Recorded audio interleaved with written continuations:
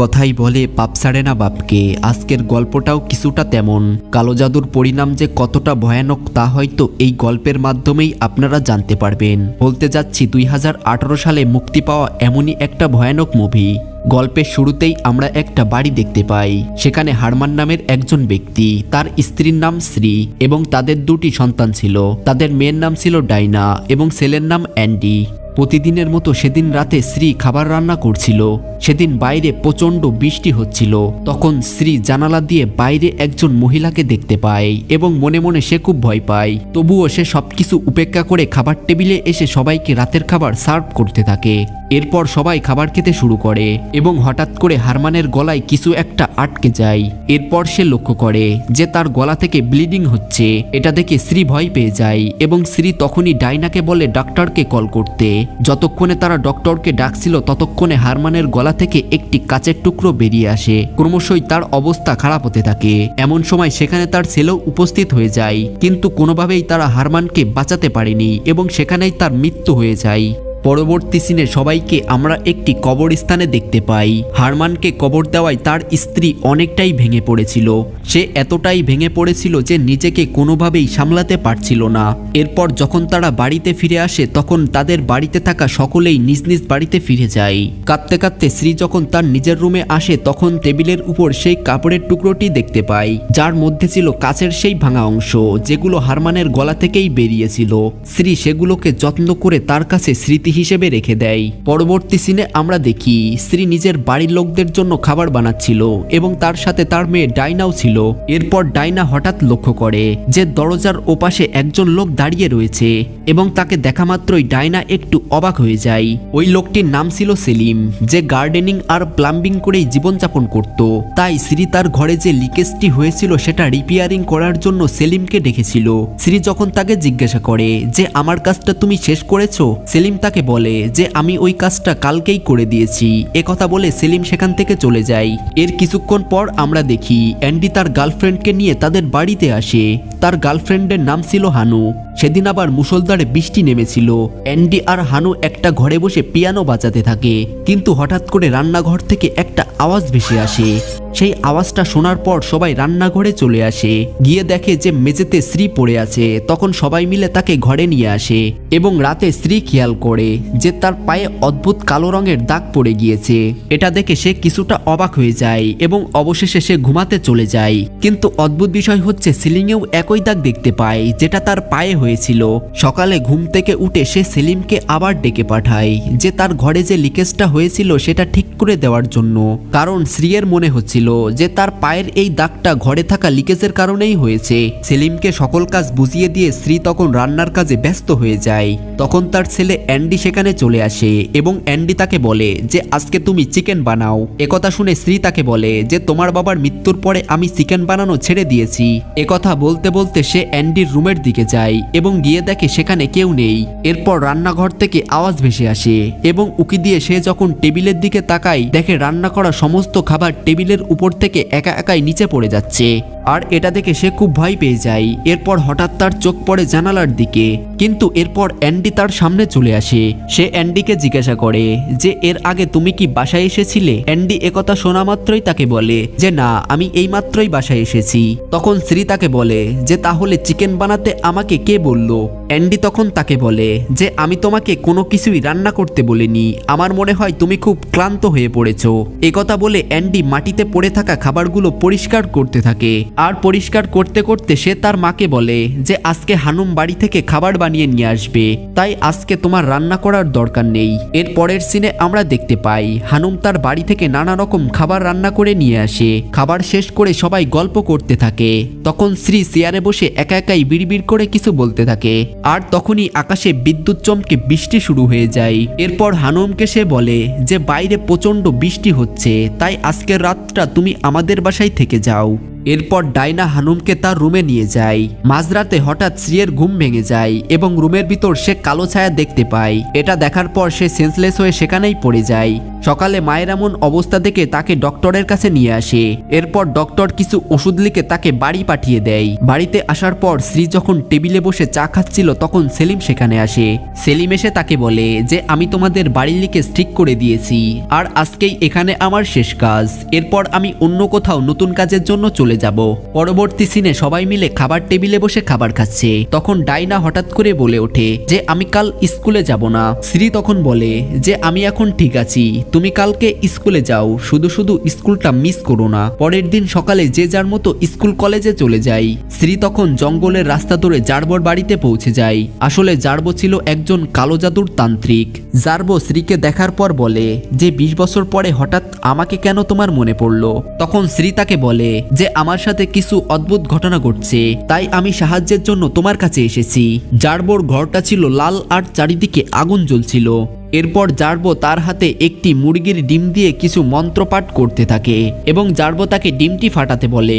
ডিমটি ফাটানোর পর সেখান থেকে কালো রঙের কুসুম বেরিয়ে আসে।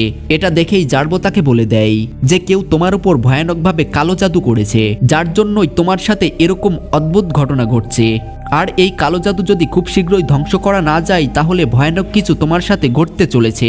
একথা শুনে স্ত্রী জারবোকে তাদের বাড়িতে নিয়ে আসে এবং জারবো তাদের বাড়িতে এসে সবকিছু ভালো করে দেখতে থাকে। এবং জারবো যখন একটি রুমে প্রবেশ করে তখন অদ্ভুতভাবে সেখানে বাতাস বইতে থাকে। এরপর জারবো জাদুমন্ত্রের সাহায্যে দুটি বাঁশের কাঠি দিয়ে সেই কালো জাদু একটি কাচের বোতলে বন্দি করে ফেলে। ওইদিকে এইসব দৃশ্য দেখে শ্রী মেঝেতে অজ্ঞান হয়ে পড়ে যায় এবং জারবো সেই ভয়ানক কালো ছায়াকে তার সঙ্গে নিয়ে চলে যায়। আর যাওয়ার সময় হানু তাকে দেখে ফেলে। পরের দিন শ্রী আবারও জারবোর বাড়িতে আসে এবং সে জারবোকে একটি ছবি দেখিয়ে বলে যে এই কি সেই লোক যে আমার উপর কালো জাদু করেছে। জারবো বলে হ্যাঁ, এই সেই লোক যে তোমার উপর কালো জাদু করেছে। এরপর জারবো যখন মন্ত্রের সাহায্যে সেই ভয়ানক শক্তিকে ধ্বংস করার চেষ্টা করে তখন সেই শক্তি তাকেই বশ করে নেয়। এরপর জারবোকে হাওয়ায় তুলে তার গায়ে আগুন লাগিয়ে সেখানেই মেরে ফেলে। চারিদিকে শুধু আগুন আর আগুন। স্ত্রী কোনোভাবে প্রাণ বাঁচিয়ে সেখান থেকে পালিয়ে যায়। ততক্ষণে ডাইনা তার বাড়িতে পৌঁছে গিয়েছিল আর বাড়িতে এসে সে তার মাকে খুঁজতে থাকে। এরপর ডাইনা টেবিলের উপর একটি অ্যালবাম দেখতে পায় এবং অ্যালবামটা নিয়ে সে দেখতে থাকে। ততক্ষণে স্ত্রী প্রাণ বাঁচিয়ে বাড়িতে চলে আসে আর বাড়িতে এসে দেখতে পায় ডাইনা সেখানে পৌঁছে গিয়েছে। ডাইনা তার মাকে দেখে অবাক হয়ে যায় কারণ তার গোটা শরীরে রক্তের দাগ লেগেছিল। এরপর তার মাকে সে ঘুম পাড়িয়ে দেয়। সে তার ভাই অ্যান্ডিকে পুরো ঘটনাটি খুলে বলে, কিন্তু অ্যান্ডি তার কোনো কথাই বিশ্বাস করে না। যখন সে দেখে যে অ্যান্ডি তার কোনো কথাই বিশ্বাস করছে না তখন সে নিজে থেকেই সবকিছু খুঁজতে থাকে আর প্রথমে গিয়ে পৌঁছে যায় জারবোর বাড়িতে। জারবোর বাড়িতে গিয়ে ডাইনা একটি ছবি খুঁজে পায় এবং ওই ছবিতে সে একটি ঘর দেখতে পায়। যখন ছবিটি নিয়ে সেই ঘরটিকে খুঁজতে বের হয় তখন দেখে গ্রামের লোকেরা জারবোর বইয়ের উপর রাগারাগি করছে এবং তারা কোনোভাবেই জারবোর লাশটা কবরস্থানে দাফন করতে চাইছিল না এবং তারা মনে করে যে জারবো কালো জাদু করত। এরপর আমরা দেখতে পাই ডাইনা সেই ছবিতে থাকা ঘরটি খুঁজতে বের হয়ে যায় এবং প্রত্যেকটা বাড়ি খুঁজতে খুঁজতে সেই বাড়িটা অবশেষে পেয়ে যায় যেই বাড়িটা সেই ছবিতে ছিল। সে যখন ওই বাড়িতে প্রবেশ করে দেখা যায় বাড়ির ভেতর থেকে একটি লোক বেরিয়ে আসে, কিন্তু ওই লোকটা ডাইনার সাথে কোনো কথাই বলতে চায় না। ডাইনা যখন তার কাছ থেকে কোনো উত্তরই পায় না তখন সে পাশের একটি বাড়িতে যায় এবং পাশের বাড়িতে থাকা একজন মহিলা তাকে সাহায্য করে। ওই মহিলা তাকে বলে যে বহু বছর আগে এই বাড়িতে লীলা নামে একটি মেয়ে থাকতো, কিন্তু একদিন হঠাৎ করে গ্রামবাসীরা তাকে এলাকা থেকে তাড়িয়ে দেয় আর সেই বৃদ্ধা মহিলা ডাইনাকে লীলার বর্তমান ঠিকানাও দিয়ে দেয়। আর সেদিন রাতে অ্যান্ডি তার নিজের রুমে বসে গান শুনছিল, কিন্তু ওইদিকে তার মা নিজের ঘরের মধ্যে জারবোর আত্মাকে দেখতে পায়। সে ভয় পেয়ে চিৎকার করতে থাকে। তার চিৎকার শুনে ডাইনা এবং অ্যান্ডি সেখানে চলে আসে, কিন্তু ততক্ষণে জারবোর আত্মা সেখান থেকে গায়েব হয়ে গিয়েছিল। মায়ের এমন অবস্থা দেখে অ্যান্ডিরও এখন মনে হতে থাকে যে তার মা এবং বোন যা বলছে সবই সত্যি। পরের দিন সকালে অ্যান্ডি চলে যায় জারবোর বাড়িতে আর ডাইনা বেরিয়ে পড়ে লীলার খোঁজে। অ্যান্ডি যখন জারবোর বাড়িতে গিয়ে পৌঁছায় সেখানে কেউই ছিল না।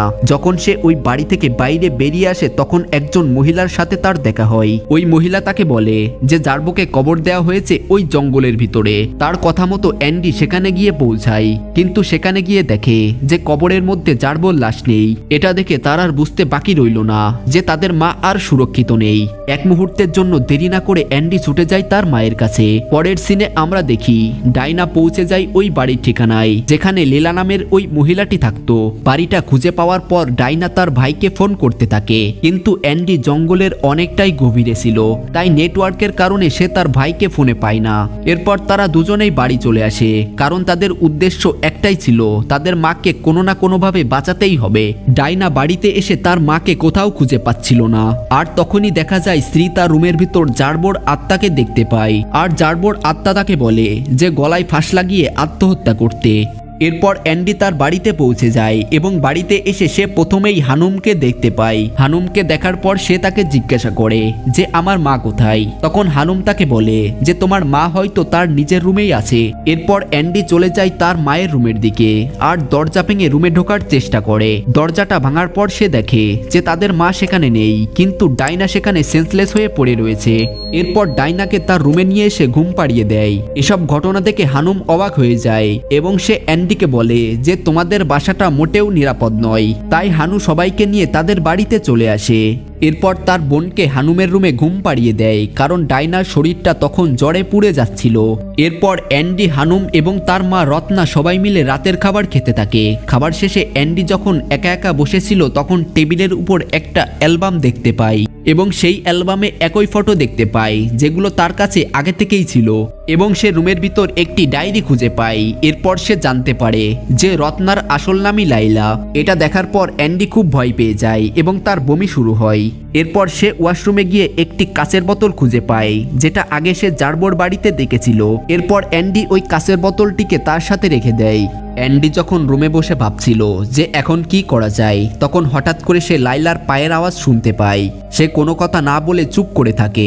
এরপর লাইলা বাইরে থেকে দরজাটা লক করে দেয়, কিন্তু অ্যান্ডি কোনো কিছুই না ভেবে হানুমকে ডেকে পাঠায়। এরপর সে বলে যে কোনোভাবেই দরজার চাবিটা ম্যানেজ করতে। অ্যান্ডির কথা মতো হানু চাবি নিয়ে চলে আসে, কিন্তু হঠাৎ করে সেখানে লাইলা চলে আসে আর এসেই হানুমকে একটা চড় মারার অভিনয় করে। এরপর আমরা দেখতে পাই যে হানু পিছন থেকে এসে অ্যান্ডির মাথায় আঘাত করে আর সেখানেই অ্যান্ডি সেন্সলেস হয়ে পড়ে যায়। এর পরের সিনে আমরা দেখতে পাই যে হানু আর লাইলা মিলে অ্যান্ডি আর ডাইনাকে তাদের বেসমেন্টে আটকে রেখেছে। যখন অ্যান্ডির জ্ঞান ফিরে আসে তখন সে লাইলাকে জিজ্ঞাসা করে যে আমরা তোমার কি ক্ষতি করেছি।